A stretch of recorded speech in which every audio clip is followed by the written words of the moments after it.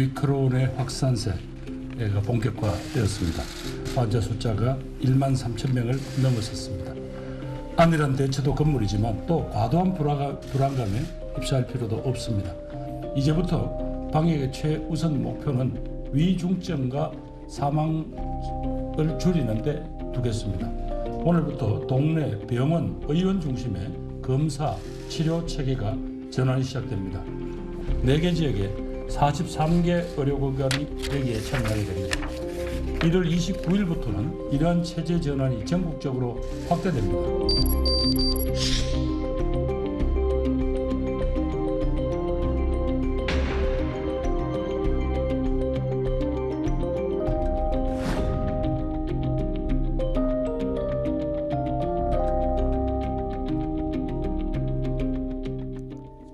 코로나19 확진자가 13,000명을 넘어섰습니다. 오미크론 변이 바이러스가 빠르게 전파되고 확산하고 있는 상황입니다. 여러분 많이 걱정하고 계실 것 같은데요. 조동찬 SBS 의학 전문 기자와 이야기를 나눠보도록 하겠습니다. 조동찬 기자 어서 오세요. 네, 안녕하십니까. 정부가 예상을 하고 발언을 하자마자 그냥 바로 10,000명을 넘어서네요. 네. 이게 이제 오미크론의 비중의 법칙인데요. 처음에 비중이 뭐 10%대에서 20%, 30%대로 가는 것은 이게 속도가 조금 더디 걸리는데 50%가 넘어가면 그게 이제 99%까지 가는 데는 정말 빠르게 걸리고요. 그리고 그다음부터 환자 수 증가 속도가 더 가파르게 올라가거든요. 이 오미크론을 지나갔던 다른 나라에서 나왔던 패턴이기 때문에 우리도 이제 이번 주부터 다음 주까지는 속도가 우리가 지난번, 그러니까 여지껏 한 번도 보지 못했던 확진자 숫자의 증가 속도를 우리도 곧 경험하게 될 것 같습니다. 조금 전에 주요 뉴스에서 전해드렸습니다만 미국 같은 경우 한번 미국 질병통제예방센터가 조사를 해봤더니 신규 확진자 가운데 99.9%가 오미크론 변이 바이러스 감염자라는 거예요. 그럼 우리나라도 그렇게 된다는 거겠죠? 네, 우리도 그 기간이 이제는 좀 얼마 안 남았습니다. 예를 들면 우리가 조금 늦었어요. 12월 1일 지난해 12월 달에 미국은 이미 정점 찍고 감소세로 돌아섰다 이렇게 볼 수 있나요? 예, 지금 미국은 약간 왔다 갔다 합니다. 아직 정점을 찍었다고 할 수는 없고요. 영국 같은 경우에는 20만 명 갔다가 10만 명까지 내려왔으니까 정점을 찍었다고 볼 수 있는데 미국은 아직 좀 더 지켜봐야 될 것 같고요. 우리는 지금 다른 나라에 비해서 첫 오미크론 환자 그리고 지금까지 오는데 시간이 좀 오래 걸렸어요. 그건 우리나라 국민들이 마스크를 잘 써주신 덕분이라고 생각합니다. 백신 접종 잘 해주신 덕분이기도 하고요. 그래서 이것이 정점을 올라가는 데는 다른 나라들보다는 좀 천천히 올라갈 것 같고 안정화하는 데도 조금은 시간이 걸릴 테지만 결과적으로 이게 느린 게 좀 답답하긴 하지만 이게 쓰나미처럼 몰고 와야 더 피해가 크거든요. 그래서 피해는 상대적으로 적을 수 있다는 장점은 있습니다. 네. 제가 조금 전에 방송 전에 잠깐 앞에 나갔다 왔는데 SBS 앞에 나갔다 왔는데 한 젊은 분이 전화하는 걸 들었어요. 이렇게 얘기하더라고요. 10,000명이 넘었다면서 야 그러면 위드 코로나 가야 되는 것 아니야? 그러니까 이렇게 생각하는 또 젊은 층도 있다. 어차피 감염자가 이렇게 많이 나오면 위드 코로나 가야 된다. 이게 얼핏 논리적으로 모순 같은데 저렇게 받아들이고 있구나라고 하는 그런 생각에서 제가 한번 질문을 드려요. 네, 실제로 영국은 어제부터 백투더 노멀, 일상으로 돌아갔습니다. 뭐냐면 방역 패스를 적용하지 않고요. 확진돼도 격리하지 않겠다는 파격적인 거죠. 실내 마스크도 강제화하지 않겠다. 물론 권장은 하는데. 그리고 유럽이 오늘 발표를 했는데요. 유럽연합이 2월 1일부터 이제 여행을 사실상 정상화시키겠다. 출입국 이런 것들을. 그리고 이스라엘 같은 경우에도 지금 방역 패스를 폐지하는 걸 검토하겠다고 했죠. 물론 논란이 있습니다. 거기는 3차 접종, 4차 접종도 또 강력하게 권고할 것이다. 이런 전문가와 이제 오미크론 어차피 못 막고 막을 수도 없다. 그리고 우리 원래대로 가자. 이렇게 하고 있으니까 이 오미크론이 우리에게 시사하는 바는 분명히 있습니다. 예를 들면 신종감염병 중앙임상위원회 서울대 오명동 교수. 오미크론은 K-방역의 장벽을 낮추고 일상으로 돌아가는 메시지를 우리에게 전달하고 있다. 이렇게 발표한 바 있고요. 예.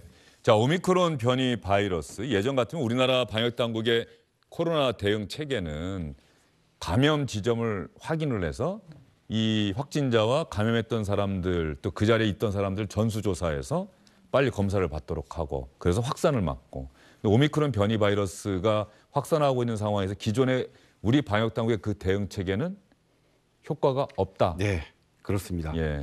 지금 그래서 어디서 감염되는지 모른다는 사람들이 이제 거의 대부분 아닙니까? 네, 그렇습니다. 상당히 많은 것 아닙니까? 그렇습니다. 다른 나라 지나갔던 나라들 다 그렇고요. 예. 그리고 다른 나라 영국 막 하루 20만 명 확진되지만 실제로 오미크론 환자 우리가 다 검사할 수 있으면 100만 명일 가능성도 있다. 이런 보고서까지 있거든요. 예. 그래서 오미크론은 맞긴 좀 어려워서 그리고 무엇보다 이제 중앙 정부 주도의 이런 방역 대책을 국민에게 좀 나눠드려야 되거든요. 자발적인 방역으로 가야 되는데 그런 측면에서 물론 빈틈이 없는 건 아니나 지금 오미크론에 대해서 진단 검사와 방역 체계 격리 기간을 단축하고 투약을 좀 더 빨리 이루어질 수 있게 하는 정부의 정책은 맞는 방향이라고 보여집니다. 예. 오미크론 변이 바이러스에 감염이 된다면 뭐 기존의 코로나19는 증세가 어떻다. 네. 뭐 기침, 고열 이런 게 있지 않습니까? 오미크론도 일단 코로나 바이러스니까 고열이 가장 대표적인 증세입니까? 어떻습니까? 아닙니다. 이게 그래서 조금 더 어려운데. 오미크론은 고열이 가장 특징이 아니에요? 우리 지금 SBS도 그렇고 백화점 가도 예. 다 채운 게 있지 않습니까? 예, 예. 발열 체크. 근데 이제 영국 임페리얼 칼리지 왕립대학교에 조 코비드 센터라고 있어요. 예. 그러니까 세계적으로 코비드의 그 연구를 정말로 잘하는 데가 미국 연구팀하고 영국 연구팀인데 영국팀의 대표적인 데인데 오미크론의 5가지 증상을 조사했더니 콧물, 두통, 피곤, 재채기, 목 통증입니다. 저기 고열이 안 들어가요? 그렇죠.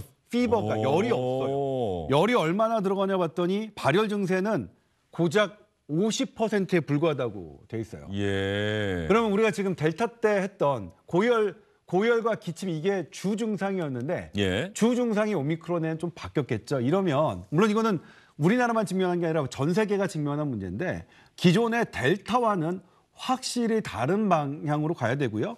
지금은 이제 뭐냐면 어떻게 당신이 코로나 증세가 확실합니다. 이런 게 없어지니까 감기라도 주변 사람에게 옮기지 않도록 내가 열은 안 나더라도 콧물이 나거나 목이 아프면 마스크 착용해서 특히 고위험군 주변에 임신부나 노인분이나 혹시 백신을 못 맞으신 분들이 옆에 있을 때는 더 조심하는 그런 자발적인 방역 태도가 더 중요해진 것 같습니다. 자, 그러면 공공기관 또 다중이용시설 입구에 설치된 체온기가 오미크론 변이 바이러스의 감염자를 찾아내기에는 이제는 좀 효과가 없겠네요. 네, 일단 그거 자체가 델타 때까지도 그렇게 큰 역할을 하는 것은 아니었지만 그래도 어느 정도 역할을 했다고 보면 오미크론은 이제 그걸 믿어서는 그것에 의지해서는 안 되는 시기가 온 거죠. 그런데 조금 전에 조동창 기자가 설명한 콧물, 두통, 피곤, 재채기, 목 통증 말이에요. 네. 이거 감기 증상 아닙니까? 예.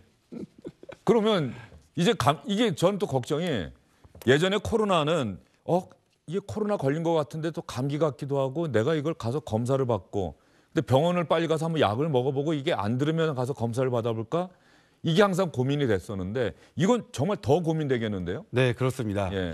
일단 이 오미크론이 감기 증세로 나타진 거는 오미크론 자체가 약한 것일 수도 있지만 많은 사람들이 백신을 맞았기 때문이라는 분석도 있습니다.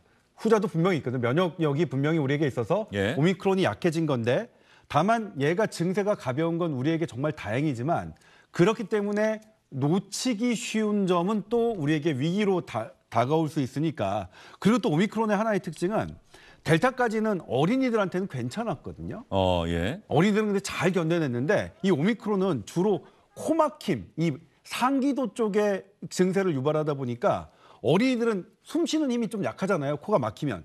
그래서 저산소증에 빠지는 경우가 좀 많은 게 보고가 됐어요.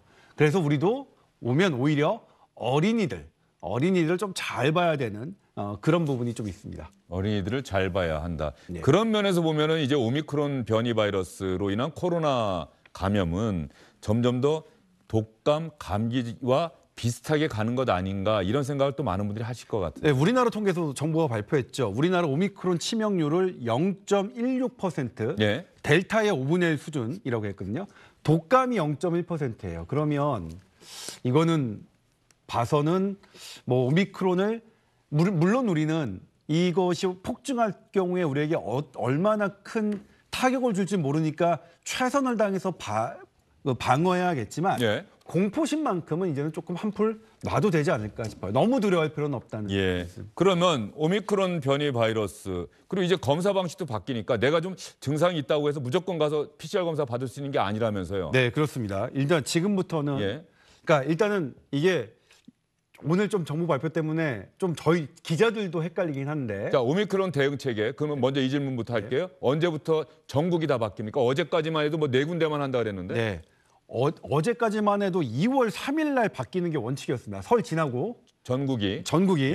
근데 오늘 아침에 총리께서 29일 날 바뀐다고 말씀을 하셨어요. 그럼 일단 제가 그래서 물어봤어요. 29일 날 바뀌는 게 확실하냐? 그러니까 29일 날 총리께서 말씀하신 거는 목표로 봐줬으면 좋겠다고 말씀을 하시더라고요. 예. 그러니까 29일부터 전국적으로 확대되는 걸 목표로 하는데 현실적으로는 조금 어려울 수 있다. 왜냐하면 예. 이 오미크론 진단 체계는 고위험군이 아닌 분들은 자가검사 키트가 1번이거든요.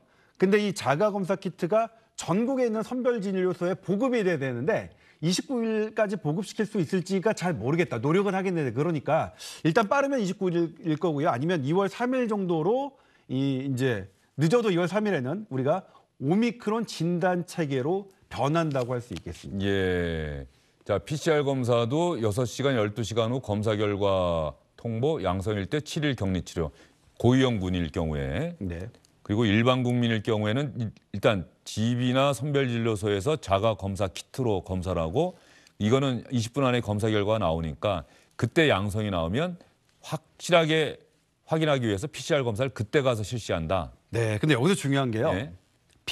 자가 검사 키트에서 양성이 나오면 양성일 확률이 거의 그냥 거의 99%라고 생각하시면 됩니다. 그게 훨씬 정확하다면서요? 어떤 면에선? 네, 그게 자가 이제 검사 키트가 그게. 존스홉킨스에서 예. 발표를 했죠. 1월 14일 날, 올해 1월 14일 날 발표를 했는데 신속 항원 검사가 PCR보다 아이들과 청소년들 그다음에 경증 예. 무증상인 그 사람들을 대상으로 더 정확하다는 결과가 나왔어요. 근데 이제 뭐 더 정확하다고까지 그게 일반화할 수는 없겠지만 그래도 신속하기 때문에 느린 PCR의 단점을 많이 극복할 수 있는 여지가 분명히 있고요. 네. 그런데 이건 이 어디서 이제 그 자가 검사 키트의 정확성이 떨어지냐면 양성일 경우에는 그냥 양성인 거예요. 근데 음성이 나왔을 때 실제로 내가 양성인데 음성이 나올 가능성은 좀 있거든요. 그래서 그걸 주의해야 되겠지만 내가 양성인 경우는 거의 나 PCR 안 받아도 난 그냥 코로나 환자에 준해서 행동을 하시면 될 것 같습니다. 아, 그게 그렇게. 중요한 포인트예요. 예. 그러니까 증상이 느껴진다면 네. 저런 검사 과정과 상관없이 네. 내가 일단 코로나에 감염됐을 가능성을 가장 우선시 염두에 두고서 두고? 그렇게 행동을 해달라. 그렇죠. 그리고 자가 검사를 해서 거기서 예. 양성이 나오면 그냥 PCR 검사 받기 전이라도 나는 양성 환자에 준해서 행동을 해주시면 될 것 같아요. 그리고 오미크론 변이 바이러스로 인한 감염은 증상 발현도 빠르고 증상도 오래가지 않고 그래서 자가격리 기간이 14일에서 7일로 줄어든 겁니까? 예, 기존 10일에서 7일로 줄었는데요. 영국은 자가격리를 안 하고요. 미국은 5일로 줄였습니다. 그만큼 빠르다는 거겠죠. 물론 그렇다고 해서 5일 후에 7일 후에 감염력이 제로는 아닙니다. 근데 제로는 언제까지 갈지는 몰라요. 그런데 확률적인 선택을 한 거죠. 미국은 5일 정도만 해도 충분히 우리가 많은 전파는 막을 수 있다고 생각한 거고 네. 우리나라는 조금 더 안전하게 7일로 한 거고 그렇습니다. 예. 자, 오미크론 변이 바이러스 그렇다고 한다면 이게 증상이 느껴질 경우에 시청자 여러분들께서 스스로 자발적으로 증상이 딱 발현되면은 확진자에 준해서 행동을 하시면 제일 좋은데 그럼에도 불구하고 몸이 좀 피곤해서 그런가 이렇게 사람 만날 수 있는데 그러다 보면은 감염력은 대단히 높다. 혹시라도 만약에 감염이 됐을 경우에 이걸 막을 수 있는 방법 사실은 없잖아요. 네, 그렇죠. 그거가 사실은 없어요. 예. 사실 오미크론은 백신을 아무리 맞았거나 자연 면역이 많았던 나라도 못 피해간 게 오미크론이라서 예. 오미크론 우리 그냥 뭐 피한다는 생각 피할 수 있다고 하는 게 헛된 희망인 것 같고요. 못 피하는데 어떻게 피해를 줄이느냐. 그러니까 남에게 전파시키는 것을 그러니까 완벽하게 막을 수 없는데 누구한테 막아야 되느냐? 고위험군입니다. 여전히 고위험군이고요. 근데 오미크론은 고위험군이 추가가 된 게 있습니다. 백신을 맞지 않은 그룹, 우리 12세 미만의 어린이는 백신 안 맞았잖아요. 맞을 수가 없으니까. 12세 미만의 어린이도 일종의 고위험군으로 생각하시면 되고, 그리고 3차 접종까지 하지 않은 60세 이상도 고위험군으로 생각해서 우리가 자발적으로 그렇게 조심하시면 이 오미크론이 확진자는 확 늘더라도 우리에게 커다란 희생을 남기지 않고 우리가 보낼 수 있을 것 같습니다. 알겠습니다. 조동찬 SBS 의학 전문 기자와 이야기 나눠봤는데요. 설 연휴 이후에 또 설 연휴 지나고 나서 한 일주일 사이에 어느 정도 확진자가 늘어나는지 그 부분이 상당히 중요한 관건이 될 것 같습니다. 오늘 말씀 잘 들었습니다. 주영진의 뉴스브리핑 시청자 여러분, 잠시 후에 다시 돌아오도록 하겠습니다. 주영진의 뉴스브리핑, 오늘은 여기서 인사를 드려야 될 것 같은데요. 안철수 국민의당 후보 법원의 방송금지 가처분 신청 인용 결정과 관련해서 사필 규정이다. 지금이라도 사자토론이 즉각적으로 실시돼야 한다고 이야기를 했습니다. 주영진의 뉴스브리핑, 오늘은 여기서 인사드리고요. 내일 다시 찾아뵙겠습니다. 고맙습니다.